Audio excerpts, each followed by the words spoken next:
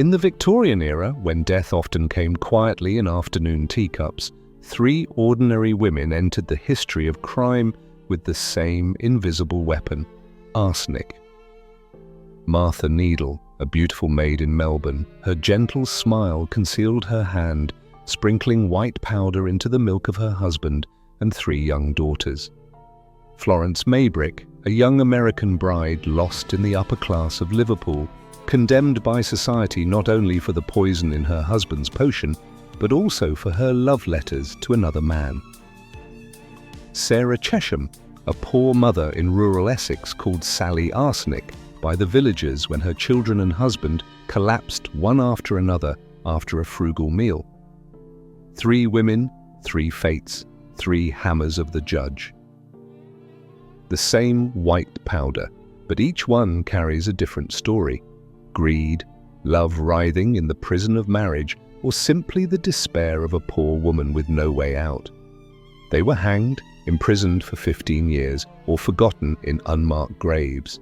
But their names remain, a reminder that in an age when women had little power, poison sometimes became their final word. This is the story of Martha, Florence and Sarah, 3 women who sent shivers down the British Empire with a pinch of white powder in the palm of their hand.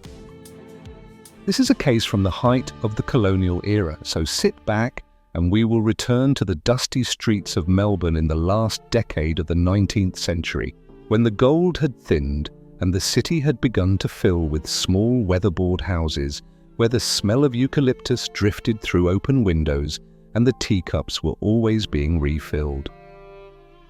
Martha Charles was born on 0904, 1863 in the little copper mining town of Morgan, South Australia, the daughter of William Charles, a miner, and his wife, Mary.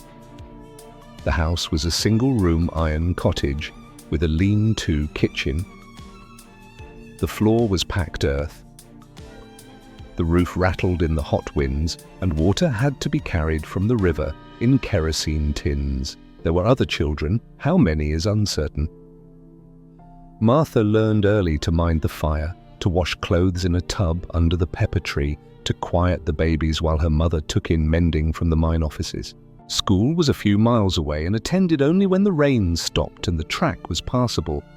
By 12 she could read a little and sign her name, but the slate was soon put aside for the washtub and the needle.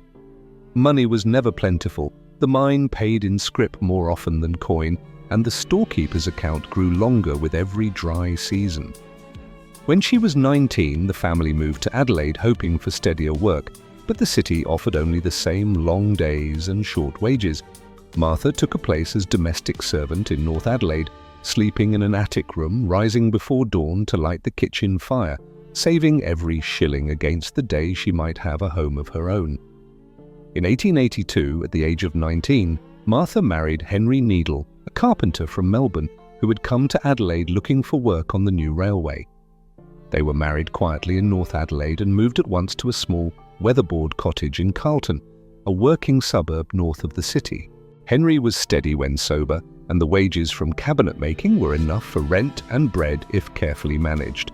Mabel was born late in 1882, Elsie in 1883, and May in 1886. The house had 3 rooms and a lean-to kitchen. The children slept together in a single cot, the walls rang with their crying, and the doctor's bills arrived more often than the pay envelope. On 28/02/1885, little Mabel, not yet 3, fell ill with violent stomach pains and vomiting. She died within days. The doctor called it inflammation of the bowels and signed the certificate without suspicion. Henry took out a small insurance policy on each child through the Australian Widows Fund. The premiums were 6pence a week, the payout £5. Elsie grew pale and thin through 1890. On 09/12/1890, she too was carried out feet first. May followed on 27/08/1891 after the same lingering sickness. Henry grieved openly, but Martha always seemed calm, arranging the funerals, collecting the insurance money and speaking of starting afresh. Neighbours noticed that the house was newly painted after each death, and that Martha bought herself a new black dress every time. Henry himself began to suffer stomach cramps in the autumn of 1891. He lingered until early 1892, wasting away despite the doctor's tonics, and was buried with the children in Melbourne General Cemetery. Martha received another insurance payment and moved to a better cottage in Richmond. She was 29, childless and free.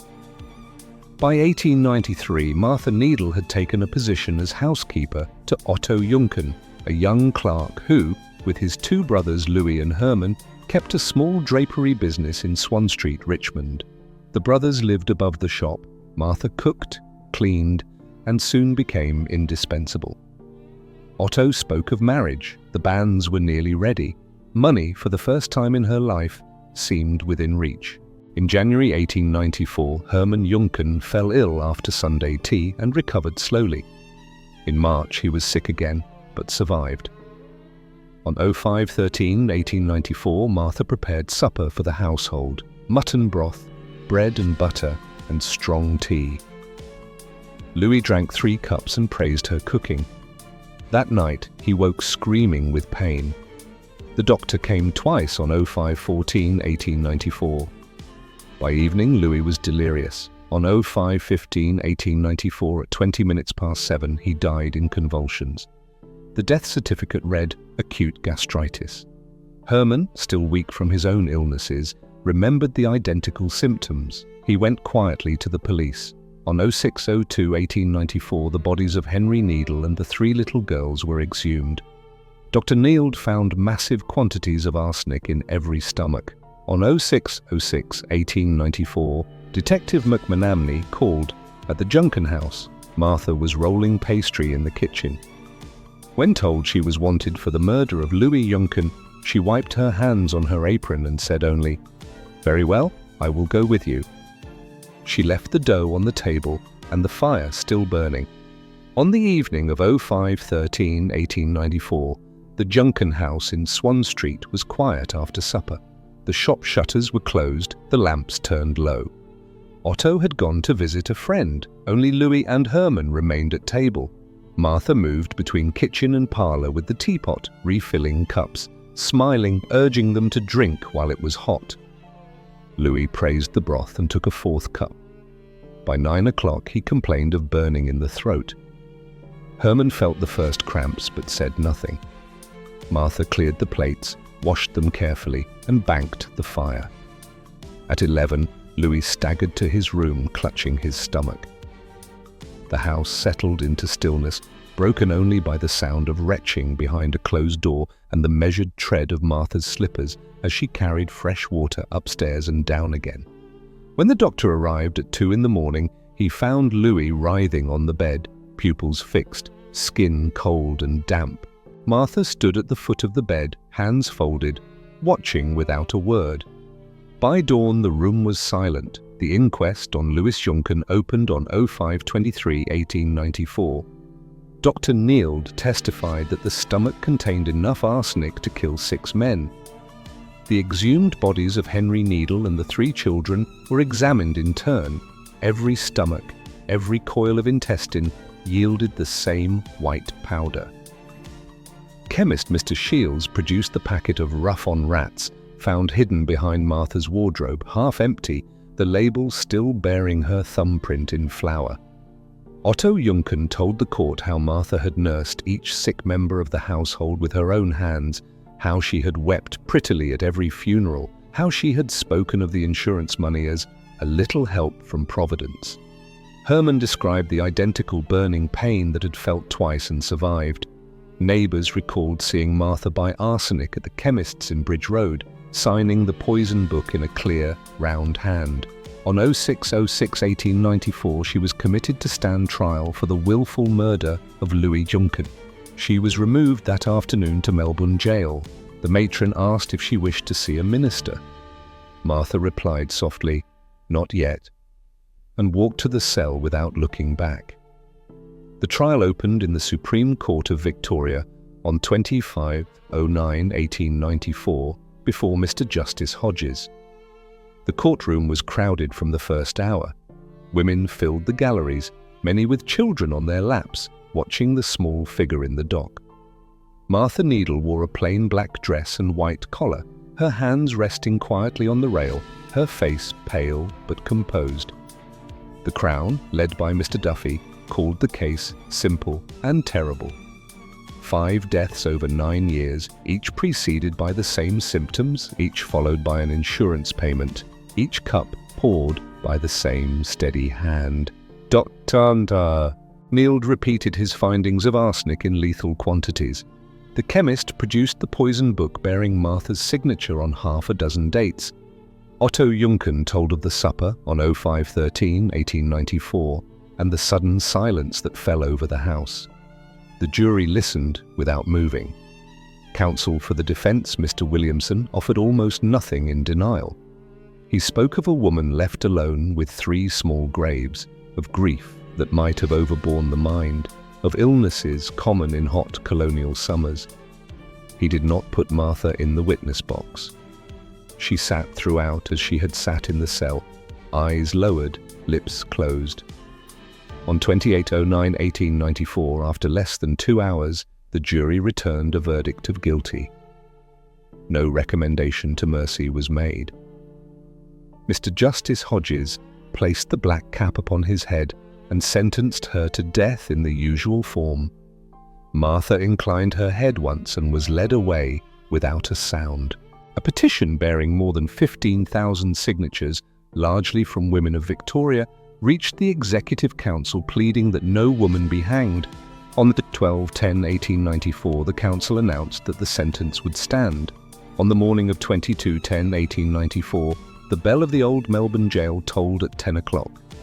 A small official party assembled in the narrow gallows yard: the sheriff, the governor, the chaplain, Thomas Scott, the hangman, and a handful of reporters. Martha Needle walked the short distance from the condemned cell without assistance. She wore the same black dress from the trial, her hair neatly pinned, her step measured. The chaplain read the burial service. She joined softly in the responses. When asked if she had any last words, she looked once around the silent circle and said clearly, "I am ready to die. I have nothing more to say." Scott placed the white cap over her face, adjusted the noose, and drew the bolt. The drop was clean. The neck broke at once. At 10:04, the prison surgeon pronounced life extinct. Outside the walls, a larger crowd waited in the spring sunshine. No sound rose when the black flag was hoisted, only the rustle of leaves in the hot north wind. The Argus called her the Richmond poisoner. The Age wrote of a mother who had turned the teacup itself into an instrument of death. Within a year, the sale of arsenic in Victoria was placed under stricter register, and insurance companies tightened their rules on policies taken out on children. The little graves in Melbourne General Cemetery were left untended. The name Needle soon vanished from the stones. Was Martha Needle a creature of calculated cruelty, or simply a woman who discovered that grief paid better than wages and could not stop once she had begun? Did the rope at Old Melbourne Gaol settle a debt, or did it merely silence the only tongue that knew the full measure of those 5 quiet funerals? And when another family sits down to supper tonight, teapot steaming on the table, does the shadow of that small, smiling woman in the black dress still pass behind the chairs? Today we are examining a case from the Victorian age, so put on your headphones and we will walk together into the fog-bound streets of Liverpool in the spring of 1889 to a handsome red brick villa on the edge of Aigburth, where the scent of lilac drifted through open windows and the medicine bottles on the nightstand were never quite empty. Florence Elizabeth Chandler was born on 03/09/1862 in Mobile, Alabama, the daughter of William George Chandler, a banker and former mayor of the city, and his wife Caroline. The family lived in a white-columned house on Government Street, shaded by live oaks and magnolias, where servants moved quietly across polished floors, and the silver was counted every evening. Money was plentiful while her father lived, but he died suddenly when Florence was still a child, leaving debts that swallowed the house and scattered the family. Her mother married again, this time to a Prussian baron, and took Florence to Europe in search of a wider world. They sailed between Paris, London, and the spas of Germany, staying in grand hotels where the girl learned French, piano, and the art of being looked at. By 18, she was tall, golden-haired, and restless, tired of chaperones and the endless round of afternoon calls. On a steamer crossing from New York to Liverpool in the spring of 1881, she met James Maybrick, a cotton broker 23 years her senior, grave, prosperous, and attentive. He proposed within a week. She accepted within a fortnight. They were married on 27/07/1881 in St James's Church, Piccadilly, London, and settled at once into Battlecrease House, a comfortable villa in the leafy suburb of Aigburth, 5 miles south of Liverpool's docks. James kept an office in the city and a mistress in London. Florence kept the house, the servants, and the appearance of respectability. Gladys Evelyn was born in 1883, James Chandler, always called Bobby, in 1886. The children were healthy, the table well supplied, the carriages new. Yet the marriage cooled quickly. James was often away, irritable when home, and given to dosing himself with powders and tonics from unmarked bottles. Florence filled her days with tennis parties, amateur theatricals, and the company of younger men who found her laughter lighter than her husband's silences. In the autumn of 1888, she began meeting Alfred Brierley, a cotton broker from Manchester, first at the Grand National Races, then in a flat in London's West End. Letters passed between them. One was careless enough to fall into James's hands. On the 27/03/1889, he confronted her in the dining room after the servants had gone to bed. The quarrel was loud and bitter. Neighbours heard doors slamming until long after midnight. The next morning, Florence was seen pale and red-eyed at breakfast, James grim and silent. From that day, the house grew quieter, the medicine bottles multiplied, and the scent of lilac outside the windows seemed heavier than before. In early April 1889, Florence visited several chemists in Liverpool and bought a dozen packets of fly papers, the kind soaked in arsenic to be steeped in water for killing flies. She told the shop assistants it was for a cosmetic wash, a common practice among ladies who wished their complexions clearer. At home, she set a basin in her dressing room and left the papers to soak. On 27/04/1889, James returned from the office complaining of numbness in his legs and stomach pains. He had taken one of his usual doses of strychnine and arsenic before leaving London. Now he could keep nothing down. Florence nursed him herself, preparing beef tea and arrowroot, changing the sheets, sending for doctors who came and went with tonics and poultices. The servants noticed that she was often alone in the sick room, that she emptied the chamber pot herself, that she soaked fresh fly papers in the basin every few days. By 08/05/1889, James was delirious. The doctors spoke of gastric fever. Florence wrote hurried letters to London and burned others in the bedroom grate. On 09/05/1889, the nurse, Alice Yapp, intercepted a letter addressed to Alfred Brierley and carried it straight to James's brother Edwin. On 11/11/05/1889, at 20 minutes past 8 in the evening, James Maybrick died in his bed with Florence at his side. The doctors signed the certificate, gastric enteritis. The house fell silent. On the evening of 11/05/1889, the lamps in Battlecrease House burned low. The nurse had been sent downstairs for fresh linen. Only Florence remained in the bedroom. James lay propped against the pillows, breathing in shallow gasps, his eyes fixed on the ceiling. She sat beside him in a dark silk dress, hands folded in her lap, occasionally moistening his lips with a spoon from the medicine glass on the nightstand. The clock on the landing struck 8. Outside, the lilac trees rustled in a rising wind. At 20 minutes past the hour, he gave one long sigh and was still. Florence closed his eyes, smoothed the sheet across his chest, and rang the bell for the servants. When the doctor arrived half an hour later, she met him in the hall, dry-eyed, and said simply, "It is over." The house settled into the hush that follows death. Downstairs, the maids whispered. Upstairs, Florence moved quietly from room to room, gathering letters, emptying drawers, burning papers in the small fireplace. The scent of lilac drifted stronger through the open windows, as though the garden itself had come indoors to listen. On 13/05/1889, the nurse Alice Yap handed Edwin Maybrick the intercepted letter addressed to Alfred Brierly. Edwin read it, turned white, and went straight to the family doctor. On the 14/05/1889, the coroner ordered a post-mortem. Dr. Humphreys and Professor Harvey found traces of arsenic in the stomach and intestines, but less than half a fatal dose. They also found evidence of long-continued irritation from irritant poisons. The flypapers were discovered in Florence's dressing room, the basin still containing a cloudy liquid that tested strongly for arsenic. On the same day, police searched the house and recovered bottles labelled poison and a handkerchief soaked in arsenic solution. Florence was arrested that afternoon in the drawing room of Battlecrease House. Inspector Brining informed her she was charged with the willful murder of her husband. She answered quietly, "I am innocent. I have nothing to fear."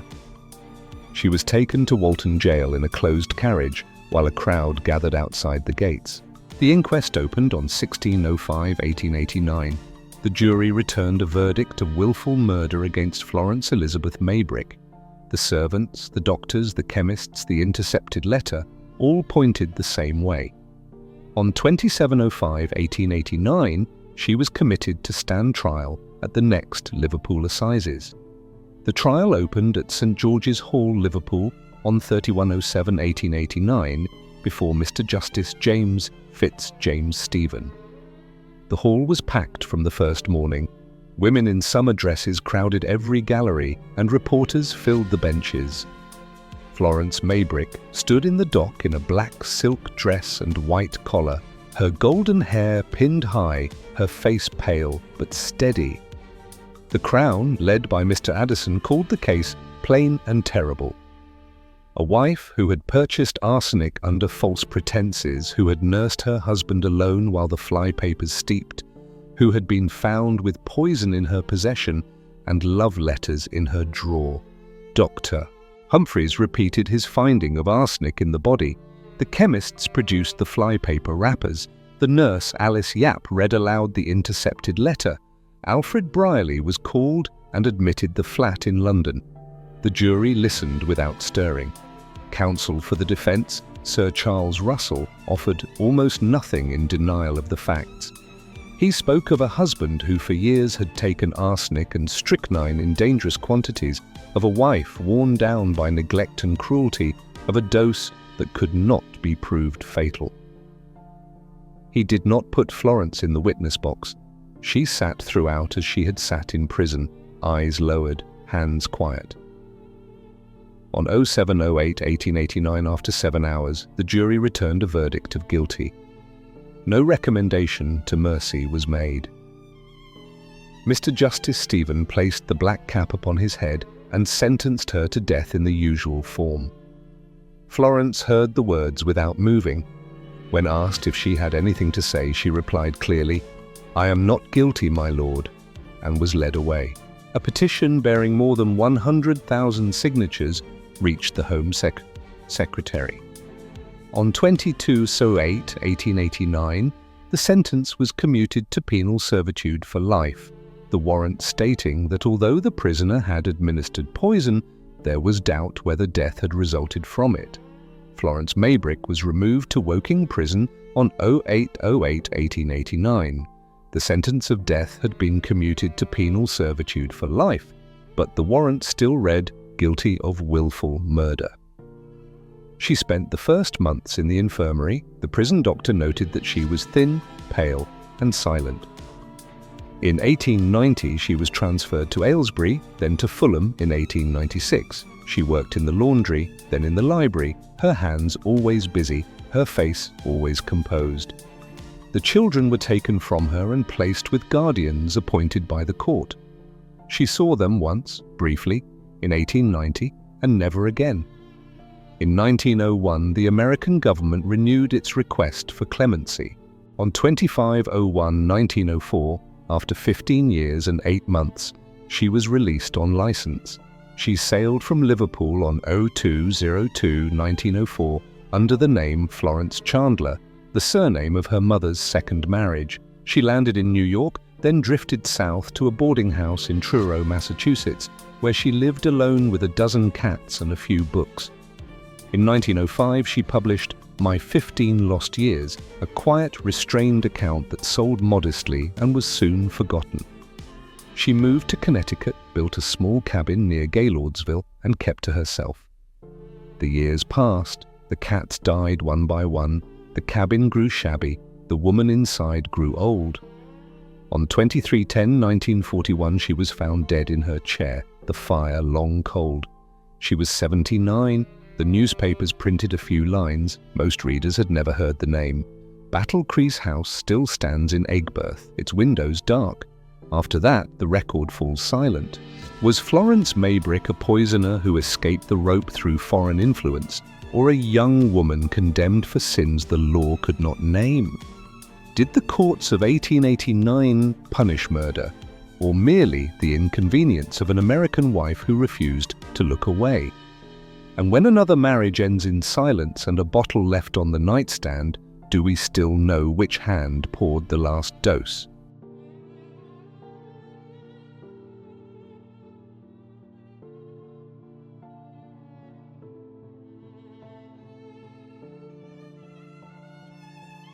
We are about to uncover a mystery buried for more than a century in old newspaper columns.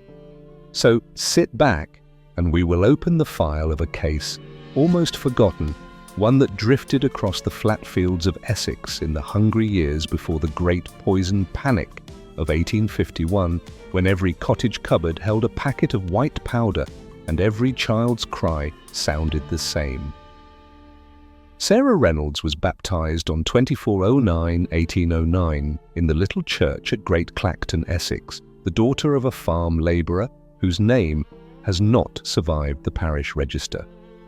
The family lived in a 2-room clay lump cottage with a thatched roof and an earth floor that turned to mud every winter. There were many mouths and few shillings. The children slept 3 to a bed under patched blankets, rising before dawn to scare crows or glean turnips after the harvest. School was a half-mile walk to a dame who taught the alphabet for a penny a week, and Sarah left at 10 to mind younger brothers and sisters, while her mother took in washing. By 14, she was in service at a farmhouse near Wakes Colne, scrubbing floors and milking cows from 4 in the morning until the stars came out. The wages were 2 shillings a week, and her keep, what little she saved, went home to keep the younger ones shod. Money was never plentiful, and hunger was a familiar guest at every table she ever sat at. In 1827, at 18, Sarah married Richard Chesham, a labourer from the next parish who worked the same heavy clay fields. They took a tied cottage on the edge of Wakes Colne, 1 room downstairs, 1 above, a privy in the yard, and a pump shared with 3 ways. Richard was steady enough when sober, but the public house at the crossroads took most of his wages on Saturday nights. 6 children came quickly, James in 1828, Joseph in 1830, Solomon in 1835, then Philip Harvey and a girl whose name the records have lost. The cottage grew louder and more crowded, the garden yielded only nettles and potatoes, and the parish relief officer was a regular visitor.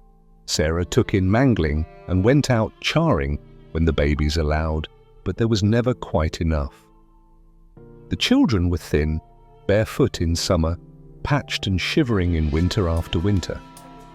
Richard's cough worsened with every cold season, and the doctor's bills mounted faster than they could be paid. By the early 1840s, the family was known to every overseer between Halstead and Colchester. The workhouse gate stood always in the background, a threat more frightening than hunger itself. In the autumn of 1846, the parish constable began asking questions about the sudden sickness of Lydia Taylor's 13-month-old illegitimate child who had died after eating a piece of pudding from Sarah Chesham's hand. The same winter, James, now 18 and working as a ploughboy, fell ill with burning pains in the stomach and died in January 1847. Joseph followed in March 1847 after the same lingering torment. Rumour moved faster than the constable. Mothers kept their children indoors when Sarah passed, and the name Sally Arsenic was whispered across the hedges. She was taken up and tried at Chelmsford Assizes in March 1847 for the murder of the 3 children, but the surgeons could find no certain trace of poison in the exhumed bodies, and the jury brought in not guilty. She walked free, yet the village doors stayed shut against her. Solomon, the 3rd boy, wasted through the spring of 1850 and was buried in May.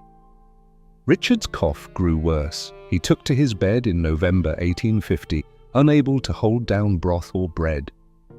Sarah bought a packet of rough-on rats from the shop in Halstead, signing the book in her careful labourer's hand. The children, still living, grew quiet when she entered the room. The neighbours watched smoke rise from her chimney and wondered why the kettle was always on the hob. By December, Richard could no longer speak. His eyes followed her as she moved about the narrow bedroom with cups and spoons. There was never quite enough money for the doctor, and the parish coffin was ordered more than once. On the night of 12/12/1850, the Chesham cottage stood darker than the lane outside. Richard lay on the straw mattress in the upstairs room, breathing in short, ragged pulls. Sarah moved between the bed and the small fire below, the kettle hissing softly on the hook. Neighbours passing on their way from the alehouse heard only the wind rattling the thatch and the occasional creak of the narrow staircase as she carried up another cup of gruel. Toward midnight, the coughing stopped. The candle in the window burned lower and lower, then went out. When the youngest boy woke before dawn, he found his mother sitting motionless on the stool beside the bed, hands folded in her lap, staring at the still figure under the patched blanket. The room smelled of smoke and something sharper, like burnt sugar. No one heard a cry, no one saw a struggle, only the kettle, still warm on the dying coals, and the empty packet of rough-on rats lying on the shelf where the children could not reach. On the 12/13/1850, the parish constable knocked at the Chesham cottage and found Richard cold in his bed. The doctor, summoned from Halstead, noted the same symptoms he had seen in the boys 4 years earlier: contracted pupils, inflamed stomach, the unmistakable metallic taste on the tongue. On Dr. 12/17/1850, the coroner ordered the body opened. Dr. Taylor of London found more than 30 grains of arsenic scattered through the intestines. The packet of rough-on rats was recovered from the shelf, half empty. Neighbours now spoke freely. They had seen Sarah buy the poison, had watched her stir it into Richard's gruel, had heard him beg for water while she told him to lie still. On the 12/21/1850, the constable returned with 2 officers. Sarah was kneading bread in the kitchen. Flour still dusted her hands when the warrant was read. She wiped them slowly on her apron and said only, "I expected you." She was taken to Springfield jail in a cart while the village children followed at a distance, silent for once. The inquest jury returned willful murder on 12/24/1850, and the name Sally Arsenic appeared in every newspaper from Colchester to London. The assizes opened at Chelmsford on 10/03/1851 before Barron Park. The courtroom was filled from the first hour. Farmers left their ploughs, women stood 3 deep along the galleries, and reporters crowded the press bench. Sarah Chesham stood in the dock in a dark stuff gown and white cap, small, thin, and expressionless. The Crown, led by Mr. Power, laid the case out plainly.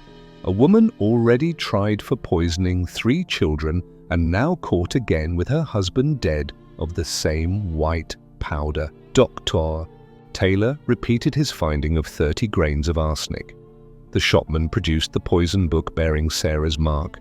Neighbours told of the gruel stirred by her own hand and of Richard's last whispered plea that she was killing him. The jury listened without moving. Counsel for the defence offered little beyond the poverty of the cottage.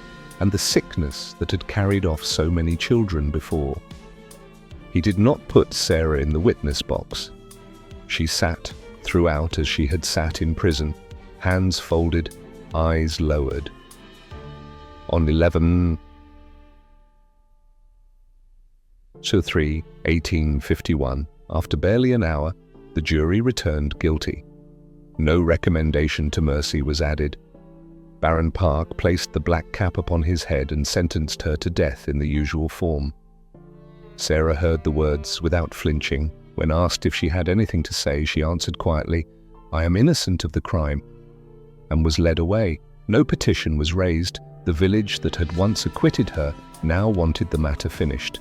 The law would take its course. On the morning of 11/03/1851, the bell of Springfield Jail tolled at 8 o'clock. A crowd of several thousand had gathered overnight on the green outside the walls. Farmers stood beside their carts, women held children on their shoulders, and the air smelled of damp grass and gin. Sarah Chesham walked the short corridor from the condemned cell without assistance. She wore the same dark gown from the trial, her hair hidden beneath a white cap, her step slow but steady. The chaplain read the burial service. She joined in the responses in a low, clear voice. When asked if she wished to speak, she looked once across the silent yard and said only, "Lord, have mercy on my soul." William Calcraft placed the white cap over her face, adjusted the noose, and drew the bolt. The drop was short. The neck broke at once. At 08:07, the prison surgeon pronounced life extinct. The crowd watched the black flag rise without a sound, then turned away toward the public houses and the long road home. The newspapers called her Sally Arsenic to the end. Broadsheets sold by the thousand carried woodcuts of the cottage, the packet of poison, the scaffold. Within weeks, Parliament passed the Sale of Arsenic Act, requiring every purchaser to sign a register in the presence of a witness. The flat fields of Essex grew quieter. Mothers no longer left their children with neighbours for a penny, and the white powder disappeared from cottage shelves. Was Sarah Chesham a creature of calculated wickedness, or simply a woman who discovered that death paid the burial club money faster than wages ever could? Did the rope at Chelmsford in the spring of 1851 settle an account, or did it merely close the mouth of the only person who knew how many small graves in Wakes-Colne churchyard had been filled by the same steady hand? And when another family sits down to supper in a narrow cottage, the kettle singing on the hob and the children crying for bread, does the shadow of that small, silent woman still move behind the door?